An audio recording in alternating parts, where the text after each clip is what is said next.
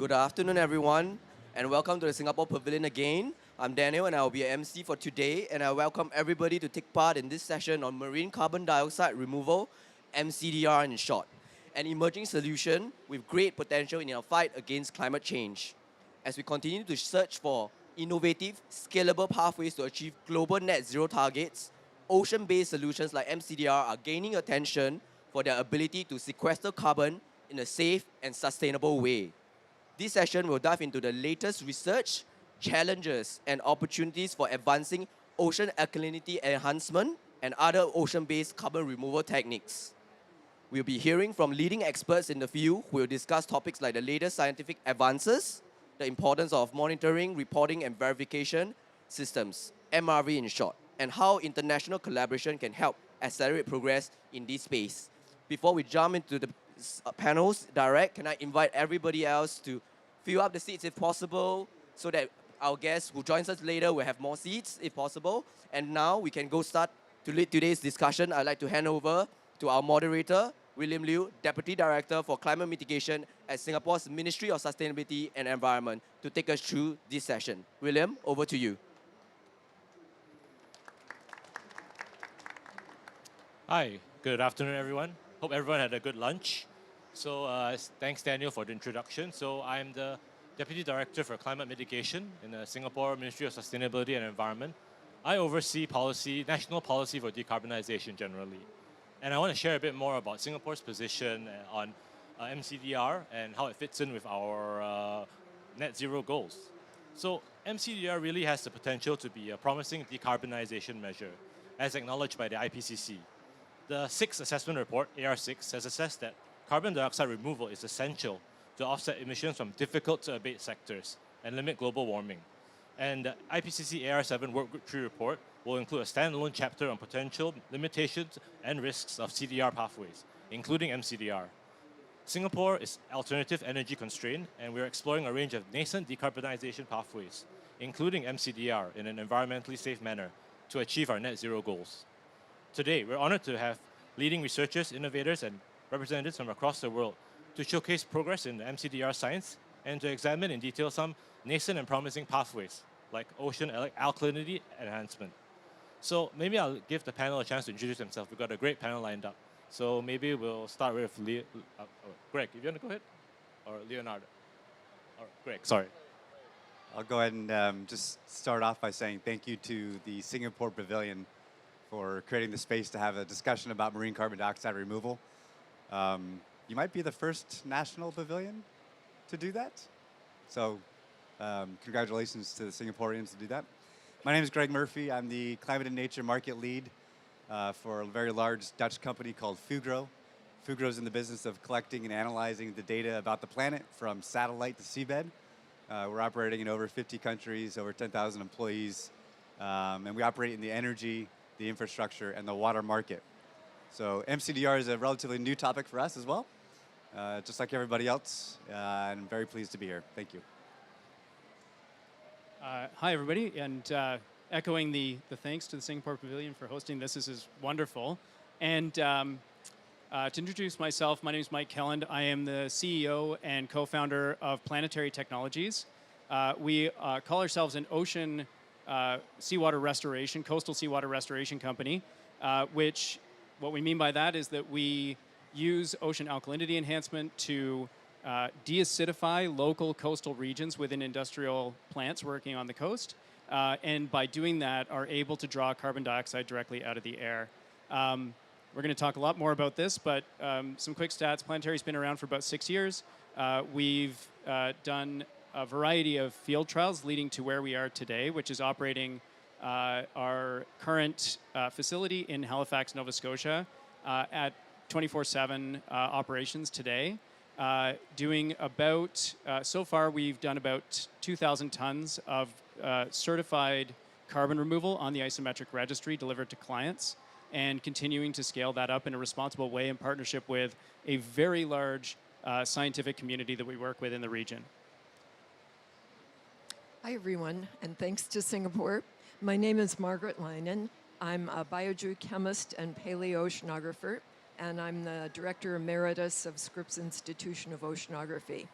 So my interest in this area comes from my background in biogeochemistry and paleoceanography, how the ocean processes carbon naturally, and what we can learn from that about this space. In addition to that, about 15 years ago, I was the CEO of a small nonprofit called the Climate Response Fund that worked with Paul Berg, a Nobel Prize winner, to have the Asilomar Conference on ethical principles for climate intervention.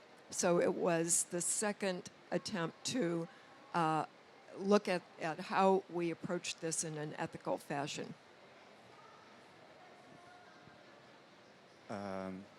Okay, I'm Leonardo Valenzuela Perez, and I'm Director of International Partnerships and Policy at Ocean Visions.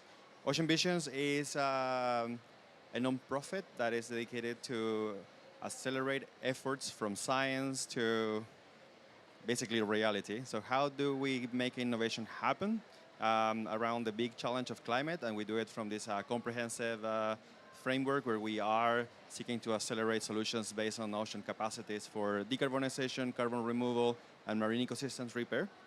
I'm very grateful for the invitation of the Singapore Pavilion, and also I want to acknowledge that Singapore is being like a very good student in this issue as the first one back in June to announce that they are exploring marine carbon dioxide removal in a very bold move at the UNFCCC.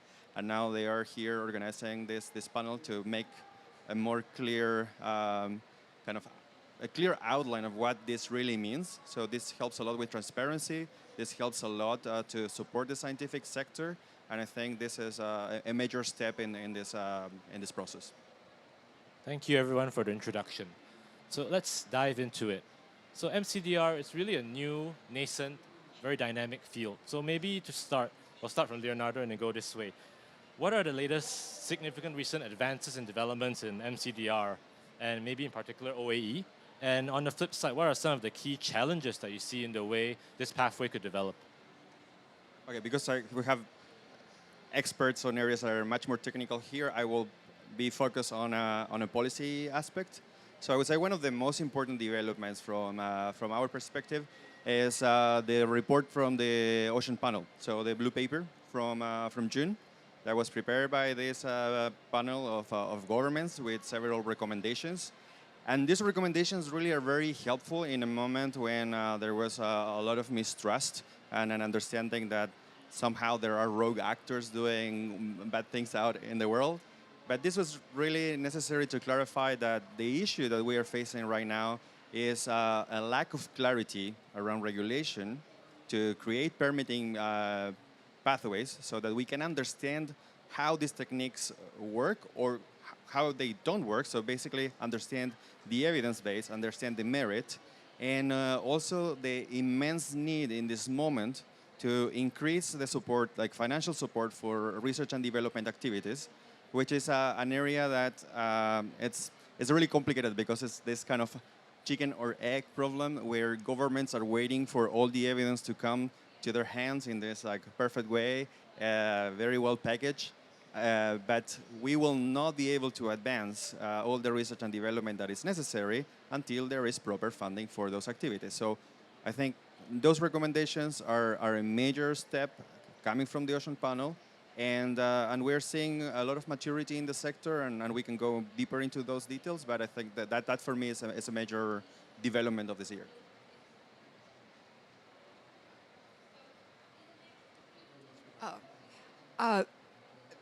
Thank you, Leo. He did a great job of identifying some of the issues. I think that in addition to a regulatory framework to make, not only to guide the individuals or companies or groups that are trying to do experiments, but also to give assurance to the sources of funding that whatever they fund will be done in a regulated framework that they can have confidence in. In addition to that, the regulations may or may not emphasize the ethics of this issue. And I think that's a separate issue, and it's one that most recently was addressed by the American Geophysical Union, whose members include most of the climate community, most of the ocean science community, et cetera. And they engaged a tremendous cross-section of people, not just scientists, not just governments, but people from every sector, and also had a very transparent process to identify a set of ethical principles. The third thing that I would highlight is what we have called MRV, the monitoring, recording, and validation. And MRV is going to be necessary in order to determine how much carbon has been sequestered. And I will make a slight distinction between that and environmental impact assessment that I hope that you're going to talk a little more about, which would look at all of the impacts, the impact on the environment, also hopefully the impact on the life cycle of the process, the generation of materials, the technical information. And finally, one last thing that I think has not really been addressed yet is the technology innovation curve. We know that there are many obstacles to processes now which might be overcome by technological development. And there's a whole science of this, and I think that's another area that hasn't been applied to the problem yet. So I might kind of, Leo, she's laughing at me already. So I actually hate the word mCDR. And the reason that I hate mCDR as a term is that it pulls together a lot of things that have literally nothing to do with each other, right? So when we look at the various forms of mCDR, we can look at ocean iron fertilization, which is a biological process that happens in the open ocean. We can look at ocean alkalinity enhancement, which is something that can happen either in the open ocean or in coastal regions and is purely chemical. We have biomass sinking, which is something that happens with biology but affects the seafloor. All of these things are very, very different things. And I often say, we don't have anything called terrestrial CDR. Nobody's ever heard of that. Why are we calling it marine CDR as a class of things? And I think some of the points that you both raised there actually are almost intractable so long as we continue to combine these things together. It's actually impossible to make any kind of progress so long as we continue to combine these things. And we talk about risk scenarios. Those risk scenarios are completely different across these pathways. We talk about permitting. Permitting in the open ocean for some of these pathways has a completely different pathway than something that's happening on land inside coastal infrastructure. Chemical processes are very well known from a permitting perspective in the coast, whereas biological processes at sea are completely unknown from a permitting and regulatory process. And so when we run into those, and then MRV as well, vastly different. We won't use any of the same tools across these various different pathways. And so it's a really big challenge when we end up talking about mCDR as a class of technologies. We lose so much definition and so much ability to actually reason about it that we can't make progress. And I think we really have to stop doing that and move towards talking about specifics and specific things that we're working on. For our specific thing, we have pathways. We have a very well understood MRV process, which is certified under a CROA on a registry. And we're working entirely within coastal infrastructure, within national jurisdiction and national territory, and under the permit structures that are set up for that process. And so we kind of have those things down. And really our process right now is iteratively increase scale alongside the scientific community, working in those coastal regions to understand those specific things. And that really is how we're going to make progress here, rather than looking at it as a broad brush kind of approach. I wanted to maybe provide some comments about the broad focus of mCDR, whatever we want to call it, and kind of what brings us to this day. I mean, and Margaret knows kind of my perspective on this because we've known each other for a few years. Not enough people are looking at the ocean. The ocean doesn't get the attention that outer space does, or the ocean is out of sight, out of mind. Constituents don't vote because of the ocean. They live on land. We developed an innovative the air conditioning system. We moved inland instead of staying on the coast. So I'm just enthusiastic about the fact that we aren't talking about the ocean. And how can the ocean help to solve some major climate challenges? And I think you pair that with the fact that we now know more about the ocean because of Scripps Oceanography and Woods Hole and some of the other academic institutions, National Oceanography Center, University of Southampton, so many organizations that have spent decades understanding planetary ecosystems in the ocean.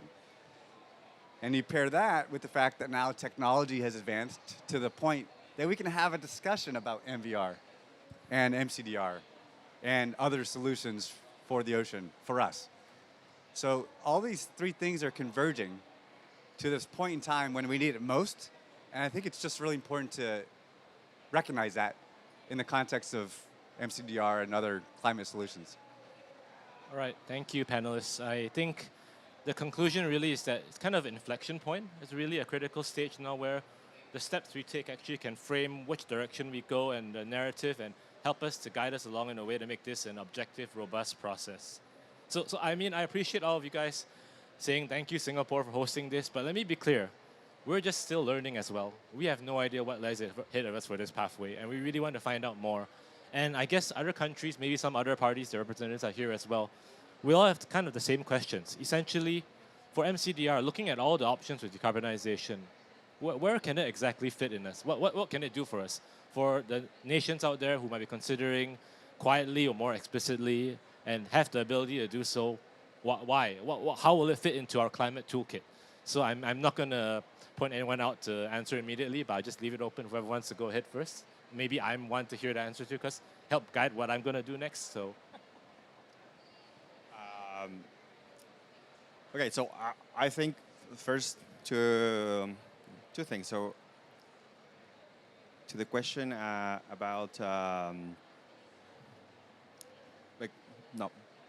So you are saying that we're thinking Singapore too much. I think we're thinking Singapore is actually for doing that, like for the curiosity and the kind of taking this position, which is where there is always this problem of how do we communicate science? How do we communicate a problem that is coming from a research and development sector, that it's hard to translate in the current political environment?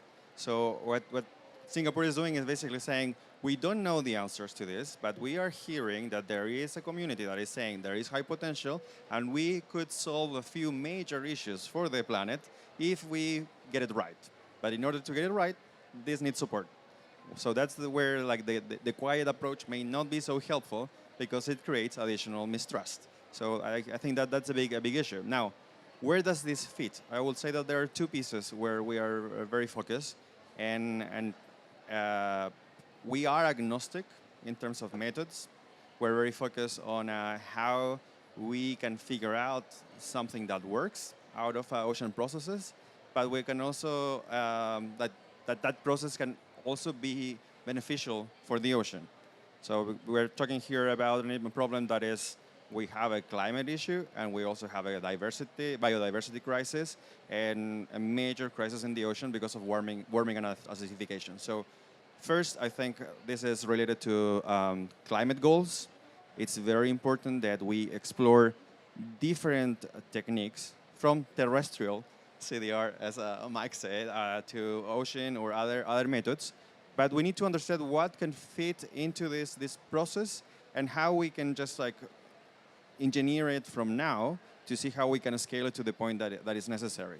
Like Johan Rockström just said on Monday, and I'm talking specifically about him because someone who seems like has been not super explicit about this, but now I'm saying we cannot escape the fact that we need to do this massive scale operation if we want to stay under 2 degrees of warming. So that is one area where I think this is critically important. The 5 to 15 gigatons, whatever we are going to estimate this, it's a major challenge by 2050.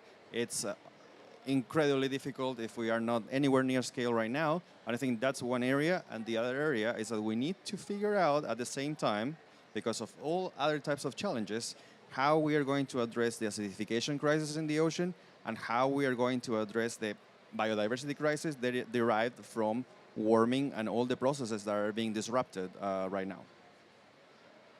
Mike, go ahead. I just piggybacking on what Leo said, I think is really good. We have to be able to scale these technologies, CDR technologies, so that they can do their job, right? So their job is removal of what's already there. And I think that's really the core function of all CDR, including marine CDR, much as I might hate the term, but all the CDR pathways. We currently do not have any kind of a mechanism to scale those pathways other than decarbonization, right? And so nobody's going out and paying for removals from the atmosphere today. That's not going to happen for a few decades. If we wait until then to scale these technologies, it'll be too late, and we won't have them available to us when we need them. So in the intervening time, what I think CDR in general does really effectively is it gives us time, and it helps us with hard to decarbonize things, right? If we've got something that has the same permanence as an emission is, right? If my CO2 lives in the atmosphere for more than 1,000 years, and I can find some way of removing something from the atmosphere for more than 1,000 years, using it today for decarbonization is how we can scale these technologies. And the math on that is actually really interesting, because if you do that and you say, look at the abatement curve and you say, let's draw the ceiling price for the abatement curve at, I don't know, $200 a ton of CO2 for permanent removals. And you say anything that costs more than $200 a ton of CO2, we're going to wait till the technology is available to do decarbonization, but we're going to take the carbon out of the air instead. With that, we actually save the world in a complete net zero scenario about 3% of GDP. So like $3 trillion a year, which is amazing when you think about it. And so today, that's the power of it. Now we need this technology to be used for removals. That's what's in the climate models. That's where it has to be. But we have to scale it today. And we have to have mechanisms to scale it today, which means that these technologies, this research needs to be investable. It needs to have a market, and it needs to be pushed forward that way. I would suggest three recommendations for Singapore. If you're interested, just do a pilot project. Get started within the right parameters, the right people around the table. Two is think of it as a portfolio approach, right? So just like your energy mix, where does your energy come from? You're not going to put it all in one egg basket. So to what extent does mCDR help Singapore achieve its climate objectives, and in the context of other solutions as well? And then three is start now in terms of an early assessment on where it can be applied, because maybe you find Singapore doesn't have the coastline or doesn't have the outer continental shelf that might be applicable for these types of solutions. So instead of wasting all this time that doesn't end up in achieving something, do some early work. Do a baseline assessment on where feasibly this could happen, figure out a location, do a pilot project, and think about the broader portfolio. Yeah, I would add that I think one of the things that's really important is to realize that there are very few ideas out there that could be the answer to the whole problem. And Ken Bissler, who's in the audience, is fond of saying, we don't have a silver bullet, we have silver buckshot. There are lots of potentials out there, and we need to look at all of them. The other thing is that what works for Singapore might not be the thing that works for Chile, or might not be the thing that works for India. And so we may find that one technique has both impacts and scalability that works really well in one situation and not so well in another. And that's one of the important reasons for not for going ahead with research on all of the techniques, and for all of us not being too anxious to say, oh, we had one experiment that worked, so that's the way forward. We really need to take this. So a portfolio approach in a different sense than you're talking about, Greg. Portfolio approach to understanding mCDR. This is advice well taken, I guess, by all of us. Let me go a little bit. So, Leon, you talked a bit about how it's really about a solution that possibly could not just benefit from the climate crisis, but also from biodiversity and other areas. I want to go a bit into, I guess, being a responsible actor. So, I mean, I'll start this question with Margaret, but everyone else, please feel free to chip in. But given your experience in ocean science and climate engineering, what do you think are the key considerations that need to be addressed to ensure that mCDR and other methods along these lines are developed responsibly? How can the global community strike a balance between innovation and really pushing the boundary while having some sort of precaution, avoiding risks that might emerge? Well, I think that one of the things that has been a continuing refrain from back in the early 2000s has been the very cautious approach. So scaling up from small experiments to larger pilots and so forth. And while doing that, doing continuous iterative assessment to see what happens at different scales. 3, a really important thing is to work with the local community that in which or region in which the experiment is going to take place, to really take advantage of their regional knowledge and their regional concerns, so that we not only take advantage of their knowledge about what to do, but also we are recognizing their concerns about what to focus on in terms of impacts. So I think it's that cautious approach. Another thing that's really critical is very transparent release of information when we're not at a commercial level, that we need to learn from each other's experience and especially from any mistakes or problems that we see. So there are a whole set of these principles. They're not just ethical principles, but they're common sense principles for how to move forward. Iterative, methodical, and I guess very, very considered in how we do things. Yep. All right. Anyone else want to add to that? Well, then maybe I'm going to a few more precise questions. So for Greg, for example, so I understand Fugro is actually working on developing an EIA framework for mCDR. Could you tell us and the audience a bit more about that?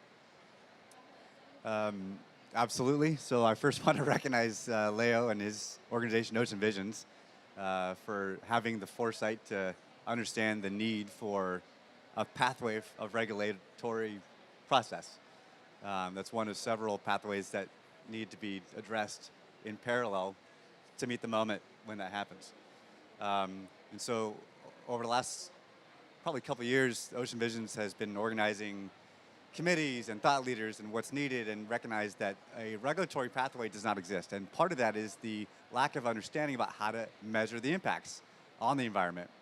And so earlier this year, Ocean Visions put out a request for proposals for developing a global scale environmental impact assessment framework.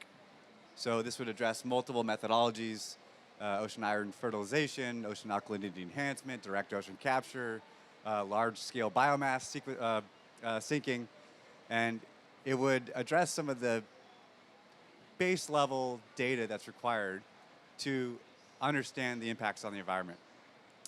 I'll give an update on that in a minute, but it's important to recognize that from that global-scale environmental impact assessment framework, it would be up to each nation or sub-jurisdiction of a nation to develop their own environmental standards that matter for that location. So in the US context, of course, we have the National Environmental Protection Act. In California, we have the California Environmental Quality Act. The state level is more restrictive than the national level, so you have to take that into consideration. Different species, different toxicity thresholds, different ecosystem requirements require a different regulatory environment. So where we are today is the beginning of a two-year process of developing this global scale environmental framework. And if you're seeing the QR code, you can take a snap of that QR code and sign up for updates and make sure you're involved in the process of developing this framework. Where we are today is we've launched a 13-member scientific advisory committee That committee is meeting for the first time in about a week. They are already doing a desktop study on all the available publications that have already been published from academic, research organizations, startups in the category. They're compiling all that publicly available research and developing a draft environmental impact assessment framework. They'll be presenting that draft in various forums. The first one will be at the AGU Ocean Scientists meeting in February. And there'll be additional opportunities to submit comments after you review that framework online and also during these various forums. After receiving all those comments, the team will then develop a final environmental impact assessment framework, and that would become the global framework to be discussed and negotiated at the national level. By the way, we're not the only ones doing this work. Fugro is doing this in partnership with Integral Consulting, which is a well-known environmental consulting firm, very focused on the stakeholder process, community engagements, the expertise of environmental impact assessment frameworks, as well as the National Oceanography Center out of the UK. So we've got big kind of industry knowledge and expertise. We've done this work for other large-scale, complex industries like the offshore wind industry. I see a lot of parallels with mCDR today, where offshore wind energy was 25 years ago. Hopefully it doesn't take that long. So we bring the expertise as a big corporate entity to understand these processes at scale in complex environments. And then the rest of the team brings, again, the environmental consulting and the academic rigor to develop what will be a robust environmental impact assessment framework. And I'll, again, encourage you to take a snap of the QR code and be involved in this process. Provide your comments, please. I look forward to seeing the draft and how it develops. So now maybe a question for Mike. So, I mean, for OAE in particular, I mean, I guess you might be aware recently the AR7 methodology report, there's going to be that chapter on CDR, but there's not going to be one focus on mCDR. So I just want to get a sense from you, from your perspective, how does that affect the development of the pathway of MRV, for example, going forward, that there may not be very specific guidance from the highest level of scientific experts, and how things will progress from there? Yeah, it's an important question. I think it speaks to this challenge that I mentioned before about combining all of these different things together. It paints a little bit of a difficult picture across a wide range of things that are very separate from each other. So I would say that I think it would be great to have that in there. It's too bad that it's been pushed to essentially a committee at this point. So there's a committee reviewing this at this point, technical expert committee that could come back and bring it back in, which would be great. But I think there's actually something really interesting that happened out of this, which is that there was a chapter added to the what's called Volume 6, which is the CDR, the rest of the CDR volume, that speaks to carbon dioxide removal within coastal and inland facilities. And effectively, that's what we do. And so when I talk about this challenge with intermingling all of these different things, one of the issues that you run into is that coastal-based OAE falls into a little bit of a hole, because at the international level, we don't talk about it. We talk about DAC and we talk about BECS, we might talk about enhanced rock weathering on land, and then we talk about mCDR in sort of the open ocean context at things like the London Convention, the London Protocol. But nobody's really talking about what happens onshore, which is kind of too bad, because that's all that's happening in this space right now, with very few sort of scientific exceptions. So the majority of the work is happening right now is happening on land within national jurisdictions. And as a result, it really doesn't come to that international level as a conversation. And seeing that extra chapter put in is actually kind of a bit of a positive step towards recognizing that this has to be handled in a way that the international community is not talking about right now, right? That it should be handled under national sovereignty, under national jurisdiction, and works well within those permitting structures, because that's essentially what those permitting structures have been set up for. And that we can actually make progress on this without having to work, and we can allow the open ocean conversation to continue while still taking advantage of the fact that these pathways are maturing very, very rapidly and can happen within those coastal settings. Thank you very much. I really want to go on. This is a very enriching conversation, but I'm very mindful of time. I think I'm being told that I need to move the panel on soon. So maybe I'll do one roundup set of questions. I mean, there's been a lot of very useful sharing about where we are today, the steps we have to take, the approaches, the care we have to be taken into consideration. Maybe just to round off from each one of the panelists, what do you see personally from your point of view, from your organization's point of view, as the next bound, the next key milestone in development and implementation for mCDR as a whole, and specific pathways as OEs as possible? What do you see as the next, I guess, key point from which you will see there's really progress going forward and we're heading towards the right direction? So maybe I'll start with Leonardo.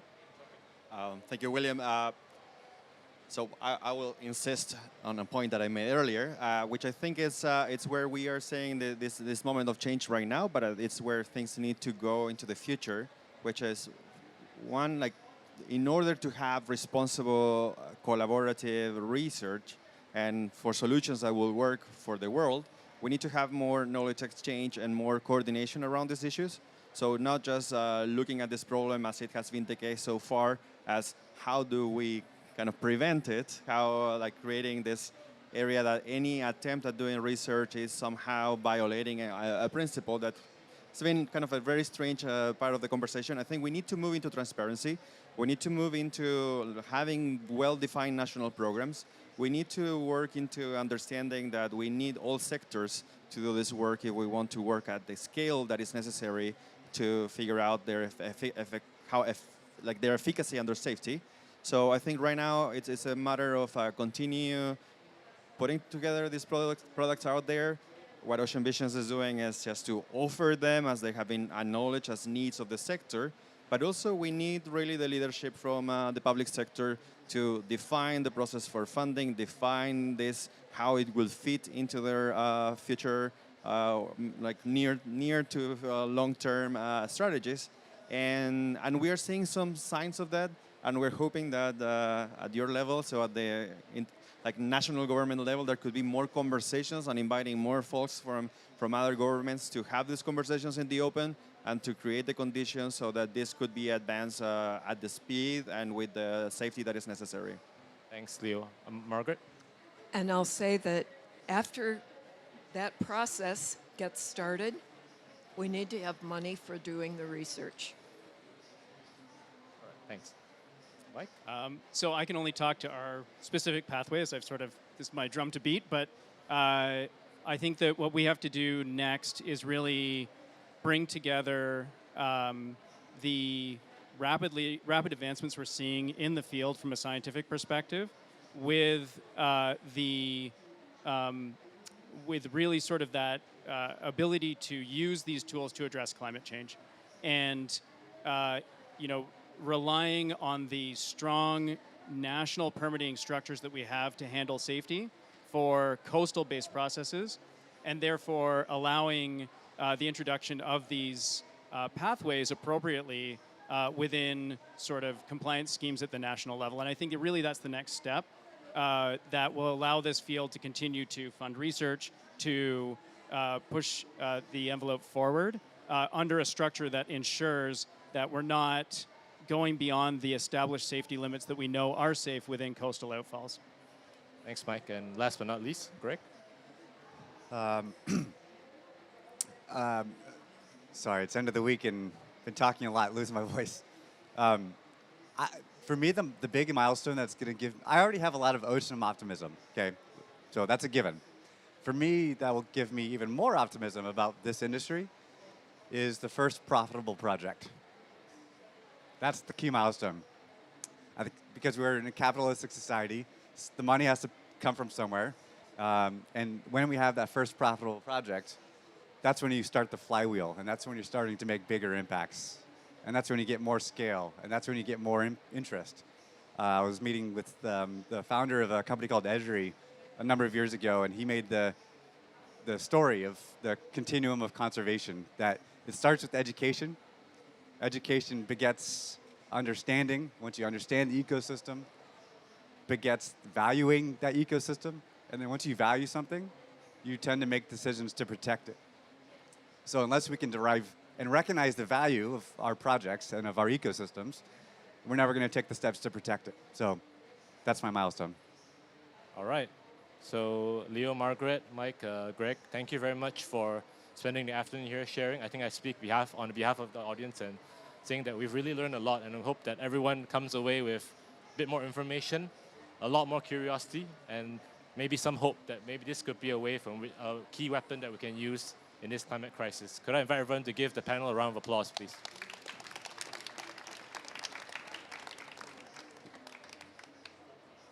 What an inspiring session. Thank you for our panelists and our moderator for a very good session on this. I hope everybody has learned enough about the marine carbon dioxide removal, and that would, if you are invited to also speak with the speakers after the session as well, as we are turning around the stage for the next program, I can invite everybody to also go to the refreshments bar for more refreshments, and then I will see you for the next session. Thank you. And also, can I get the panelists and the moderators to remain on stage for a group photo, please?